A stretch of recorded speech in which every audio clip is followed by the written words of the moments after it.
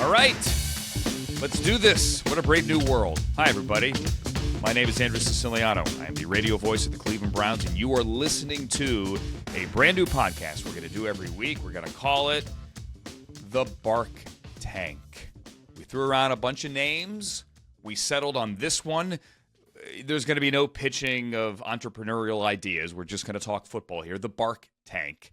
We want you in the Bark Tank. Bark back at us. We're going to have players and guests, whether they are from the building in Berea or my friends in the media from around the NFL or other players from other teams maybe, here in the Bark Tank to bark about football or just talk about football. We don't have to be yelling all the time. I'm not one of these screaming, it's got to be loud kind of people. We're going to have good football talks every week here. And we're calling it the Bark Tank because this is my home office. This is my home studio. I got a bunch of old Brown stuff here. That's an old pennant I bought on eBay from the 50s or 60s. That is a Jim Brown autograph helmet, actually a Syracuse helmet, my alma mater.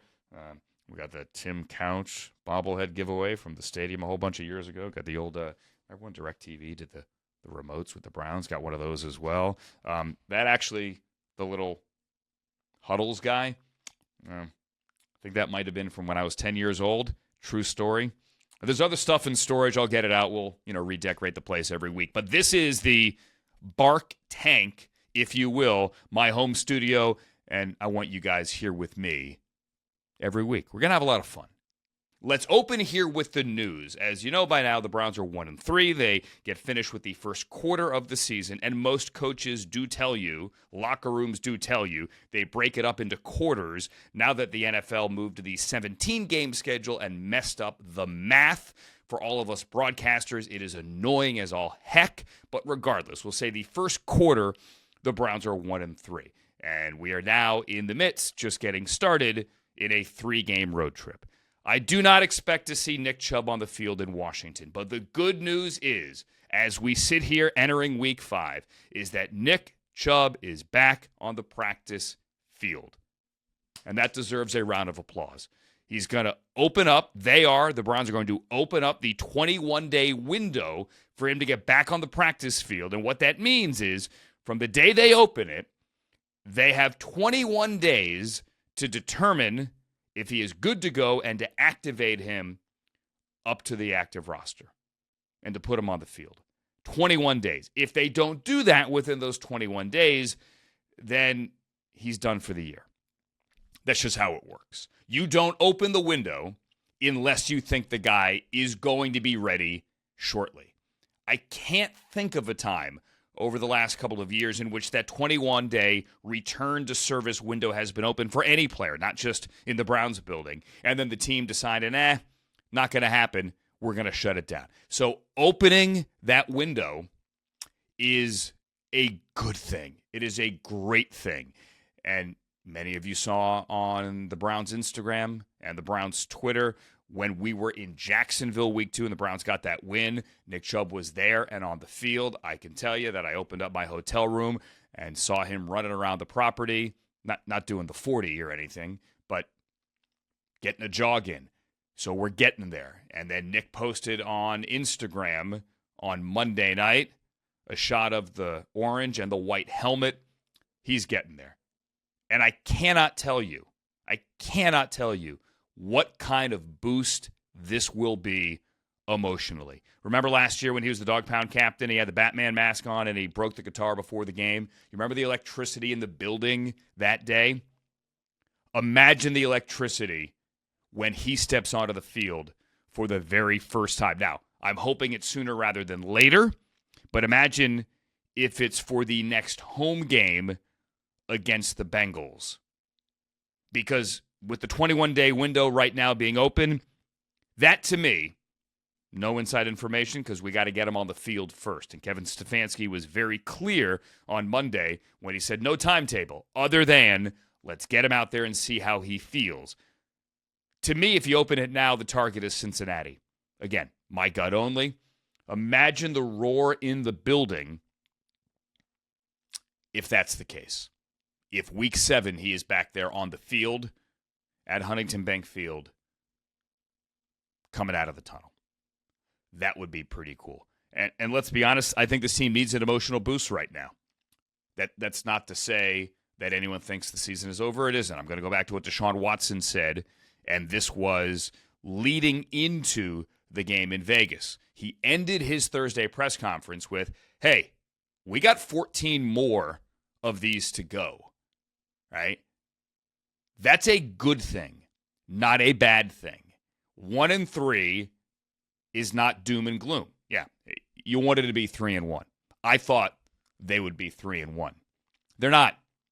You get to 2-3, you get to 3-3, and then you come back home. It's one at a time. Look, all the cliches are real. You can't focus 2-3 games down the road. You can only win this next one. And that's it. So Nick Chubb is the news and the big news out of the building this week. Kevin Stefanski also said Monday that there was a chance that Nyheim Hines could be on the field as well. That is more of a wait and see. For those of you who don't remember, Nyheim Hines is the former Colt and the former Bill who, before last season, had a horrible jet ski accident, tore his knee up, and then missed the entire 2023 campaign. It wasn't his fault, by the way, not like some reckless summer behavior. It was a horrible accident. He was heading back to the dock. He was just chilling, waiting for some friends. He was doing nothing other than idling on his jet ski, and somebody ran into him, and he tore his knee up. Brown signed him in the offseason. If and when he is back and healthy and has that burst again, he is going to be a huge potential boost to the return game. And whether it's Nick Chubb or Nyheim Hines, just one thing that I always like to remind people, and this is something that Sean McVay, the coach of the Rams, always says, and something I took from him. Return to play does not always mean return to performance. And it varies by position. Keep this in mind when you look at Jack Conklin or DeJuan Jones as well. It's one thing to come back from an injury. It's another thing to be the guy that you were immediately before the injury. And that's something to keep in mind. Now, Nick Chubb, at 80% of what he was, I'm just picking a random number, is a really good football player. Nyheim Hines, same thing. So fingers crossed that those guys can be back soon. Other news here, breaking as we get into Week 5, from Pittsburgh. And the Steelers get, and they're now 3-1, the Cowboys coming into Heinz Field this week, or Acrisure, or Acrisure, I always get it wrong, whatever you want to call that thing. They are going to go with Justin Fields. Now, Russell Wilson is going to do more in practice this week. He's going to work, as Mike Tomlin said Tuesday morning, from a live pocket, so he is getting closer. But then when pressed by Brooke Pryor, are you expecting to have Justin Fields start Week 5? Mike Tomlin said, yes, I am. So it looks like Justin Fields' party again this week against the Cowboys, despite the loss in Indianapolis Week 4 to Joe Flacco, Anthony Richardson, and the Colts. And the other note from around the league this week that I found interesting, Roger Goodell was on Good Morning Football Tuesday on NFL Network, my old stomping ground, and they were talking about the new dynamic kickoff. Not that dynamic, although dynamic has different meanings. And he was asked, do you think the touchback will change? There was a lot of talk before the season. What about moving the touchback up to the 35? Because we've seen so many times, just kick it through the back of the end zone. Right? I don't want to risk a big return. I'm happy, coaches are saying, with the 30. And Goodell said, yes, he thinks that change would make a big difference. And I'm paraphrasing here, suggested the competition committee is meeting in the next couple of weeks. I don't think they would do it midseason. He didn't say they would do it midseason. I got the impression that it would be a post-season change rather than an off-season change. I do think we are going to see the kickoff touchback moved up to the 35. Matter of fact, I'm almost certain of it.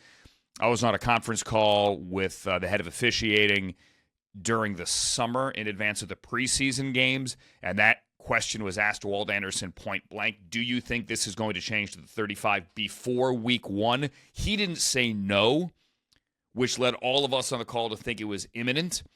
Now, that didn't happen, but I do think that is the next logical step. I think it's definitely going to happen. Actually, the question is when. So those are the three big headlines right now. Also a headline from Monday night, if you missed it by now, obviously, you know, the Seahawks lost. So another one of the unbeaten has fallen. The Jaguars are still winless. They are 0-4. Doug Peterson had a nice little stimpy session with the media, let's call it that, when suggesting he should take play calling duties from Zach Taylor. But now I am rambling. Let's get to Vegas. So years ago, I used to be the voice, I don't know if you know this, matter of fact, nobody does, of the Las Vegas Arena team, Arena football. This is like 20 years ago. They played at the Thomas and Mack, home of the Runnin' Rebels, the great Larry Johnson, Stacey Augmon basketball teams. Anyway, and I had a rule that you just leave it there in Vegas and leave, right?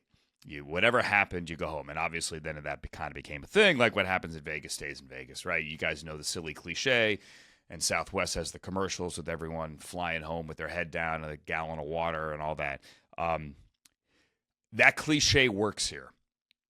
You just got to forget that game happened and move forward. But at the same time, there are things to clean up from that game that the Browns have to fix if they're going to win this week, right? Everybody knows that you can't allow 152 yards rushing, especially to a team that can't run the football, and that's what the Raiders were coming in. The Raiders had run for, in 3 games, 151 yards total. 51 yards a game, 50 yards a game, whatever it is, 50 and a third yards a game. It was as bad a start to a rushing offense through 3 weeks this century in the NFL. It had been since the 90s that a team had opened with 3 straight games with a rushing offense that bad. If you look at the tape and you look at the All-22, which is what I did on my Monday, there are so many plays in which the Browns are getting guys at the line of scrimmage, in which the Raiders are trying to run wide, in which they bottle it up. And then there's 3 or 4 breakdowns where you're like, what the heck is happening here? They happen. Look, the other team gets paid as well. Alexander Madison's a really good back. Zamir White, he's struggled this year, but Madison has the speed. They used 32. McAllister as well. And they broke some tackles. The Browns are really good tackling defensive backs. They do. And you throw in JOK, and you throw in Grant Delpit from the safety spot. Right? They're TFL machines. But if you miss 1, you miss 2. Those turn into explosives, and then you're in trouble. You're going to have to be better this week against the Commanders. They know that, and the Commanders know that. Good job, all of you, for getting there. It was a great weekend by all accounts in Vegas, but you have to leave it in Vegas. You've got to tackle better, and you've got to find a way to finish in the fourth quarter. And that is the common thread here for the game against the Giants and the game against the Raiders. I can tell you honestly that I thought they were going to win both games. Not before. Yes, obviously before. They were favored. We all thought they were going to win. But in the moment in the fourth quarter, I would have bet, and I don't bet, I'm forbidden from betting, I would bet every dollar in my pocket they were going to win those games down the stretch. After the 2-point conversion against the Giants to Jerry Jeudy with 9.5 minutes to play, we don't need to go down that road again. They were going to win. I knew it. And after the Rodney McLeod scoop and score, they were going to win. I knew it. After Jerome Ford busted out the 35-yard run, big collision, Trayvon Merrick there at the end, they were going to win. I knew it. I still can't believe that they lost. But when you leave it to a fourth down, then yeah, if Christian Wilkins beats Zach Zinner off the line, bad things can happen. You can't leave it to one play, is my point, because when you do, you're going to lose. All the little breaks the Browns got last year, winning every one-score game, there's going to be a regression to the mean. You can't expect to do that every week. There is just a luck factor here. It's a math factor here. Eventually, you're going to lose some of those. And that right now is what they were doing. People are complaining about the calls. I was sitting at the airport after the game. I got a Guardians hat on.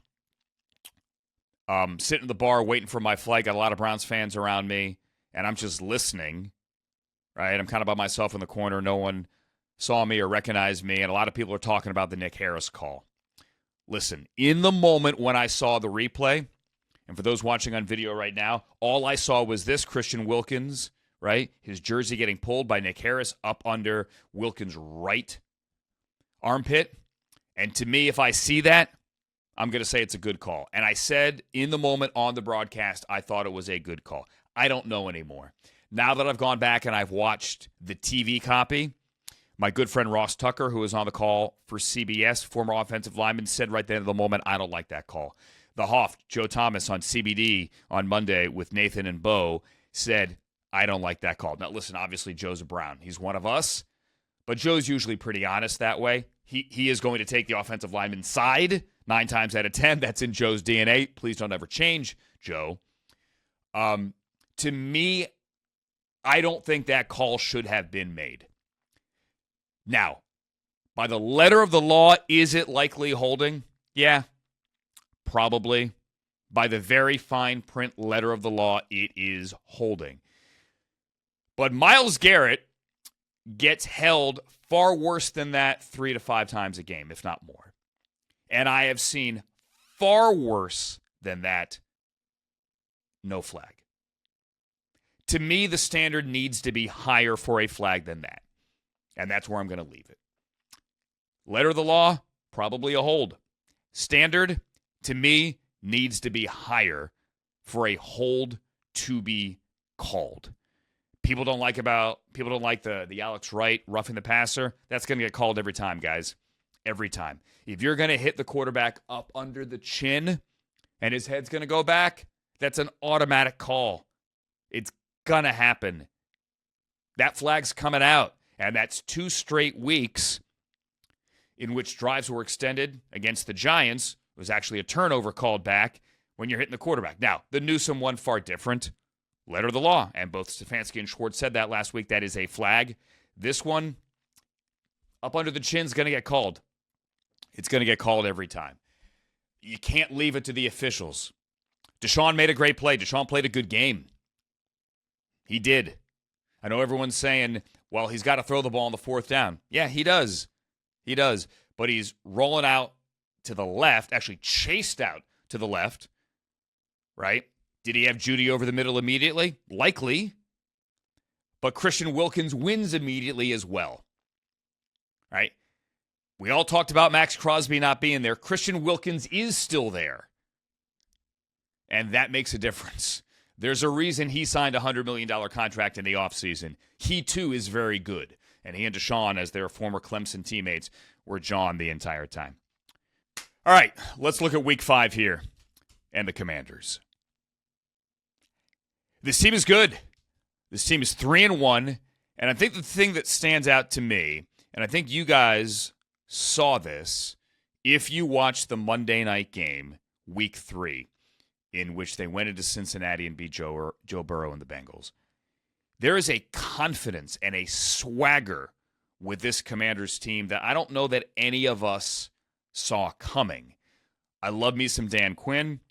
Last week, we saw Antonio Pierce, the only coach in the NFL to wear an earring on the sideline in 2024. Dan Quinn, the only coach in the NFL to wear his hat backwards in the NFL in 2024. You knew he would bring an energy to this building. And a different attitude to this building and a swagger to this building. I just didn't know that they would play this well. But the swagger isn't just from Dan Quinn. It's from the quarterback. And look, everyone's going to say, oh, the quarterback is working as hard as anybody. Oh, he's the first one of the building and the last one out. You heard it for any young quarterback, any veteran quarterback, but you always heap that praise on the young quarterback like they did in Philadelphia. We see Jalen Hurts next week. When they started winning with him, it was always first guy in, last guy out. It's a football cliche. In this case, it's true with Jaden Daniels. But the confidence that his teammates have in him is what sticks out to me. Terry McLaurin might be, if I had to make a list of like top 5 non-Browns in the NFL, people I've interviewed over the years, I couldn't make it honestly 5, but if I did 10, for bright, charismatic, introspective, just amazing in the community, just all-around favorite people in the league who are also really good at football, Terry McLaurin makes that list. And when you hear Terry McLaurin speak about his quarterback, you go, okay, I get it. Because if he's speaking about him this way, it's sincere and it's legit.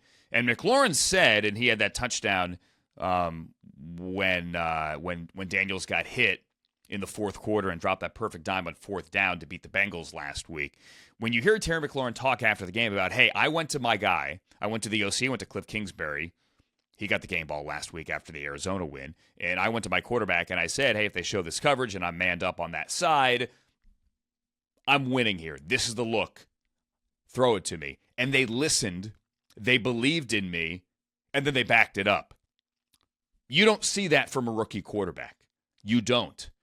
And they believe. And that's the issue that the Browns have to be aware of this week, that we all have to be aware of this week. Look, last week, flush it. The Raiders were kind of in chaos, right? Was there going to be a quarterback change? Devontae's out. Max Crosby's out. What's going on with Michael Mayer? Like, there's some stuff here, and they're all injured, right? Here, it's the exact opposite. So you've got to be the aggressor, right? You've got to take them off their game. You've got to punch them in the mouth early, which the Browns have done. They've scored on their opening drive in all these games, right? Field goals or touchdowns. You need to do more. And then after you do more, you can't let up after the first quarter. You can't save everything until the fourth to try to somehow make some big plays and win it. Second and third quarter matter too. A little bit of sarcasm there. Everyone knows that. But you cannot do that against this team because this team is 4 quarters of relentless execution. When you go 16 straight drives scoring, which is what they've done, and your punter is on the side of milk cartons, you can't just have a good first quarter and a good fourth quarter. You got to play all 4. You know the middle 8 that a lot of coaches talk about? The final 4 minutes of the second quarter, the first 4 minutes of the third quarter, the middle 8. Coaches tell you they want to dominate the middle 8. You got to dominate the second and third quarters as well. What Washington is doing with this run game, with Austin Eckler, who looks like he's faster than he was 2 years ago, I'll be honest with you, with even Jeremy McNichols, but most importantly with the quarterback, Jaden Daniels, is special. It's really good. And you focus on what Jaden Daniels is doing with the 82% completion thing, and you overlook the fact that they're amazingly effective in the run game. And it's not just handoffs. It's Jaden Daniels on sweeps, and it's a lot of quick game. It's a lot of throwing short stuff to the flat and letting those guys run. It's kind of what the Giants did a few weeks ago at Huntington Bank Field. You get the ball out quickly. You hope those guys can make plays in space. Well, the Commanders have those guys to make you miss and to make plays in space and to get explosives. And you got to tackle better this week. You have to, because if you don't, they're marching down the field.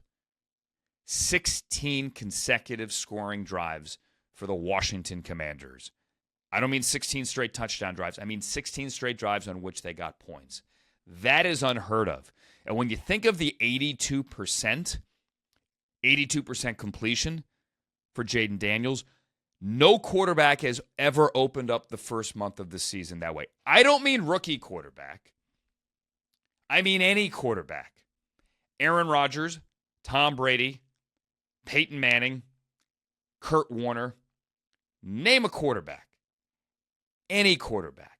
So the start that Jaden Daniels has shouldn't be put into context with Caleb Williams or Bo Nix, or go back to 2012 and that great rookie season for Andrew Luck and RG3 in Washington. Or go back to 2018 and that great rookie class, Baker, Josh Allen, Lamar, Sam Darnold. If you remember, Sam Darnold had a really good week 1, despite the pick 6 on his first ever pass in 2018 week 1. You get my point. Don't compare Jaden Daniels to other rookie quarterbacks. Compare Jaden Daniels, his first month, to the all-time greats. I'm not putting him in Canton yet. That is in no way what I am doing. But his start is that good. It's only 4 weeks. And what the Browns are walking into in Washington is a re-energized and reinvigorated, a different fan base than they've had in that town since RG3 was there in 2012.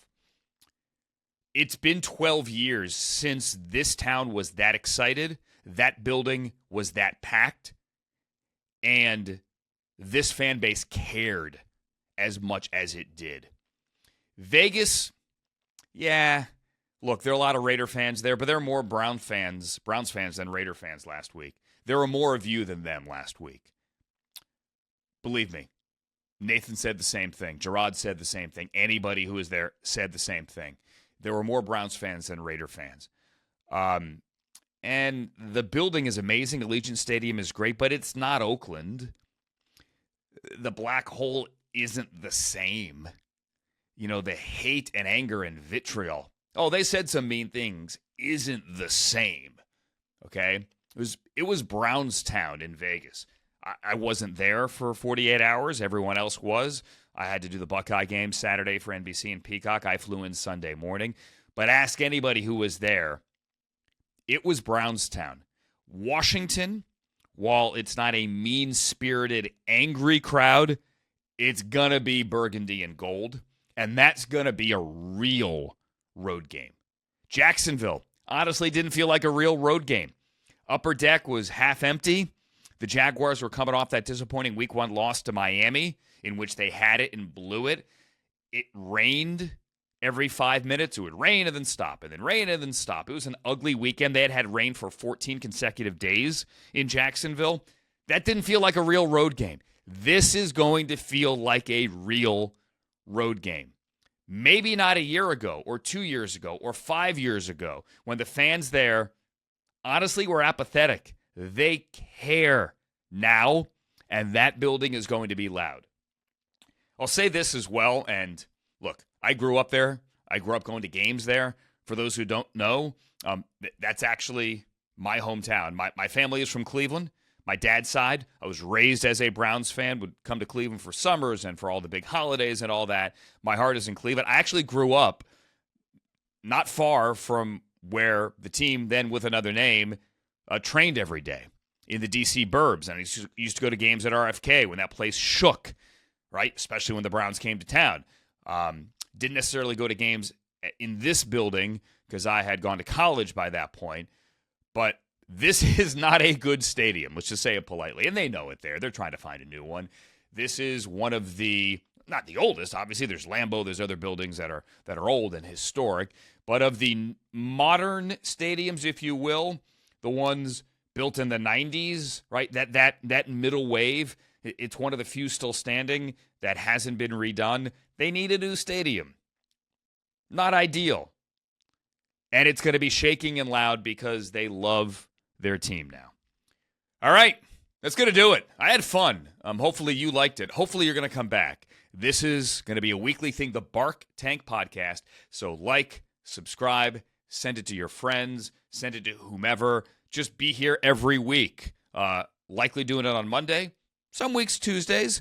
Either way, the Browns' schedule changes. Ours will as well, but we're going to be here after every game looking ahead to next week's game as well, with guests from not only the Cross Country Mortgage campus, but from around the NFL as well. My friends, media, wherever. There are 32 NFL buildings. We're going to touch them all, regardless of who are on the Browns' schedule that week. But it's a Browns-forward Bark Tank podcast every week. Please get interactive. I want it to be not just me, but you as well. So tweet, IG, I'm at Andrew Siciliano, whatever you want. Hit me up there. Comment on wherever you listen to your podcast and make this interactive. What do you want to know about the Browns? What do you think about last week? What do you think about next week? What do you want to know from the Cross Country Mortgage campus? Whatever it is, talk back with us. Talk back with me. It's called Bark Tank. You can pitch ideas. I'm not going to write you $1 million check, but we're all going to watch football and talk about it. And you know what? Have fun with this as well. I'm going to love doing this. Hopefully you will as well. The Bark Tank Podcast, episode number 1. My name is Andrew Siciliano. I will talk to you after Washington. So long, everybody.